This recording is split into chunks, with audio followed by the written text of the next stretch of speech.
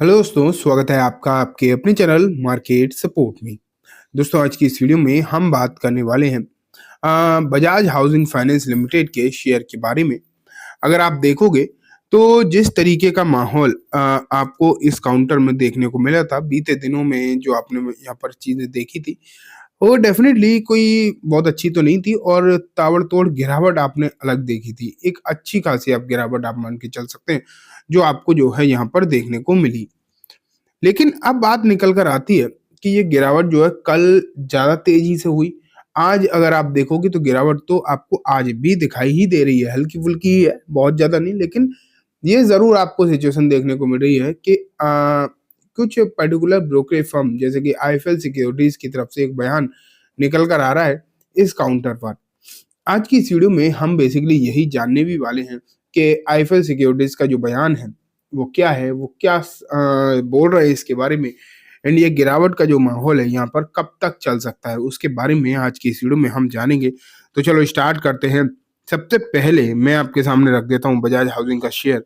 132 रुपए 51 पैसे पर एक काउंटर जो है आपको फिलहाल ट्रेड करता हुआ दिखाई दे रहा है। अगर हम बात करें उतार चढ़ाव की, तो यहाँ आप देख पा रहे हैं लगभग लगभग गिरावट दिखाई दे रही है, लेकिन बहुत बड़ी गिरावट नहीं कही जा सकती। थोड़ा सा माहौल जो है ठीक ठाक सा देखने को मिल रहा है, मिला जुला सा माहौल जो है आप ये बोल सकते हो, जो यहाँ पर नजर आ रहा है। सिचुएशन जो है थोड़ी सी फ्लैटिश टाइप की मालूम पड़ रही है। उतार चढ़ाव बीच में रहे हैं, काफी हद तक नीचे भी गया फिर ऊपर आया, तो ये सिचुएशन आप मान के चल सकते हैं। वॉलेटिलिटी तो है इसमें, ठीक है। लेकिन बात यह है कि अभी जो चल रहा है वो तो अपनी जगह ठीक है, लेकिन आगे की जो स्थिति है वो किस तरीके की बन सकती है, ये एक बड़ा सवाल अभी इसमें दिखाई दे रहा है कि आगे क्या इसी तरीके की सिचुएशन देखने को मिलेगी या चीजें जो है थोड़ी बहुत सुधार की तरफ जाती हुई देखने को मिलेंगी। ये सवाल तो अगर देखा जाए तो इस पर बन तो रहा है, इसमें तो कोई भी डाउट है नहीं। तो मैं आपको दिखाता हूँ। पहले बीते 5 दिनों में शेयर लगभग 7% डाउन है। वहीं अगर हम एक महीने में देखें तो 2-2.5% की पॉजिटिव रिटर्न है, लेकिन ऊपरी स्तर से देखो लगभग 10% नीचे है। ओवरऑल अगर आप देखो 19% के रिटर्न तो है, लेकिन ऊपरी स्तर से लगभग 30% के आसपास करेक्टेड भी नजर आ रहा है। लेकिन अभी जो रिसेंटली गिरावट हुई वो क्यों हुई? लॉक इन पीरियड के चक्कर में, कि इसमें आपको जो है लॉक इन पीरियड जो इसका खत्म होता हुआ नजर आया, जिसके चलते यहाँ पर भारी भरकम गिरावट आपको देखने को मिली। एंड ये गिरावट के बाद, वैसे तो ये बात पक्की थी कि लॉक इन पीरियड के बाद जो गिरावट हुई है वो बहुत ज्यादा दिन हो सकता है ना चले। आज भी आप देख रहे हैं कि बहुत बड़ी गिरावट नहीं है, लेकिन बात ये जरूर दिखाई दे रही है कि आज मतलब तेजी नहीं है। अगर आप देखोगे आज तेजी नहीं है, आज है वहीं के वहीं फ्लैट है, लेकिन किसी ने बहुत बड़ी खरीदारी शायद आज नहीं करी है। ये बात आपको जरूर नजर आ रही है, लेकिन वो भी हम अभी देखेंगे, क्योंकि देखने लायक बात तो है कि खरीदारी बिकवाली आखिरकार हो कितनी रही है। लेकिन उससे पहले हम चलते हैं, किसी किसी ने किसी किसी पर्टिकुलर ब्रोकरेज फर्म ने, अगर आप देखोगे, इस पर अपनी बात रखी है। देखें, यहाँ पर लिखा है कि ये 6% तो गिरा है, लेकिन इसके बाद इसमें होगा क्या इस हाउसिंग फाइनेंस कंपनी में।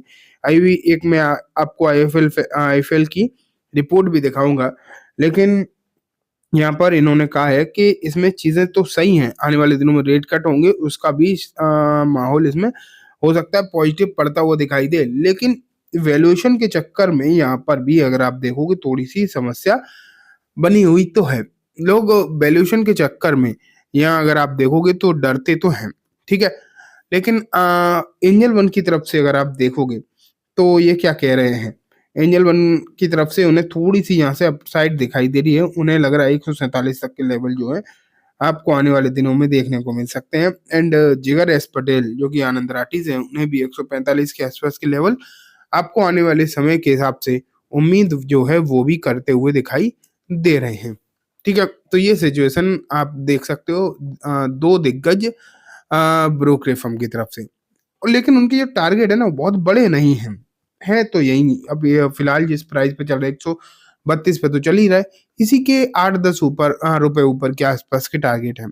लेकिन अब मैं आपको लेकर चलता हूँ आईएफएल की रिपोर्ट पर। अब देखो, add Bajaj housing on dip but upside negligible in 1 year. तो यहाँ अगर आप देखोगे तो आईएफएल सिक्योरिटीज ने इस काउंटर को ऐड करने के लिए बोला है, मतलब खरीदने के लिए ही बोला है। अगर आपके पास है तो आप और खरीद सकते हैं, मतलब एवरेज कर सकते हैं आप, एक तरीके से ये मान के चलिए। यहाँ पर एवरेजिंग की जो बात वो कही गई है आईफिल फाइनेंस की तरफ से। लेकिन एवरेजिंग की बात तो कही गई है, लेकिन इसी हेडिंग में एक बात और लिखी है कि अपसाइड का जो पोटेंशियल है वो नेग्लिजिबल है आने वाले 1 साल के लिए। ये भी आपको साफ साफ शब्दों में यहाँ पर दिखाई दे रहा है। ठीक है। और टारगेट भी इन्होंने दिए हैं, ऐसी बात नहीं कि सिर्फ इतना कह के छोड़ दिया। 125 रुपए के टारगेट देख पा रहे हो, कितने 125 के टारगेट जो है इन्होंने दिए हैं। करेंटली शेयर की प्राइस क्या चल रही है, इस बात को आप समझ रहे हो। शेयर की प्राइस चल रही है 132 एंड टारगेट दिए गए हैं 125। तो ओवरऑल आप कह सकते हो कि टारगेट यहाँ से ये शेयर ऊपर नहीं जाएगा, ये खुद मानते हैं। अगर देखा जाए तो ये बात तो ये खुद भी मानते हैं कि ये काउंटर आपको ऊपर जाता हुआ नजर आ सकता है। लेकिन साथ के साथ ये भी आप देख पा रहे हो क्लियर कट के मतलब ऊपर जाने की उम्मीद होने के साथ साथ भी बावजूद भी यहाँ पर मतलब ऐड करने की राय दी है। लेकिन टारगेट जो है वो लगभग फिलहाल जिन लेवल पर ये काउंटर चल रहा है उससे भी 2-4 रुपए नीचे की ही है। तो बहुत ज्यादा अट्रैक्टिव ग्रोथ की खबर अगर हम देखें तो वो आपको दिखाई नहीं दे रहा है। ठीक है, ये आप मान के चल सकते हैं। बहुत ज्यादा अट्रैक्टिव रिपोर्ट यहाँ पर दिखाई नहीं दे रही, टारगेट नजर नहीं आ रहे। और जितनी भी न्यूज हैं सब ज्यादातर इस पर या तो आपको वो 10-15 रुपए ऊपर या 10-15 रुपए नीचे के ही टारगेट देते हुए दिखाई दे रहे हैं। ना तो किसी को ये बहुत ज्यादा ऊपर जाता हुआ दिखाई दे रहा, ना ही किसी को ये बहुत ज्यादा नीचे जाता हुआ दिखाई दे रहा। ठीक है, अब बात आगे की करते हैं कि आज इसमें क्या हुआ है। अब आप देखो यहाँ पर आपके सामने मैंने बजाज हाउसिंग का डेटा भी रख दिया है। एंड इस डेटा में अगर आप देखो फ्लैट तो दिखाई दे ही रहा है, काउंटर में कोई गिरावट दिखाई नहीं दे रही बेसिकली। लेकिन आज जो खरीदारी हुई है या फिर मैं करूँ वॉल्यूम जो हुआ है वो आए लगभग 2 करोड़ 34 लाख शेयर्स के आसपास का।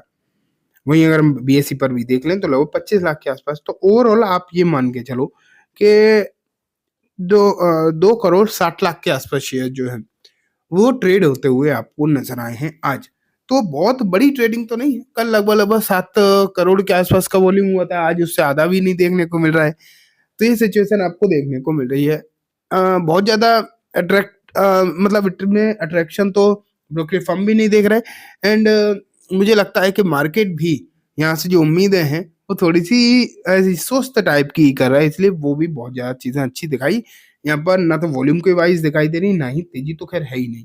ठीक है, तो चलिए दोस्तों आज की वीडियो में बस इतना ही। उम्मीद है वीडियो पसंद आई होगी। वीडियो अच्छी लगी हो तो इसे लाइक करना, चैनल को भी जरूर सब्सक्राइब करना, ज्यादा देर बेल आइकन दबाना जिससे जब भी मैं कोई नई डालूं आपके पास नोटिफिकेशन सबसे पहले आ जाए। एंड दोस्तों वीडियो सिर्फ और सिर्फ एजुकेशन इन्फॉर्मेशन पर्पस है, तो इसे किसी भी तरीके की बाइंग सेलिंग की रिकमेंडेशन के तौर पर बिल्कुल भी ना देखें। Thank you.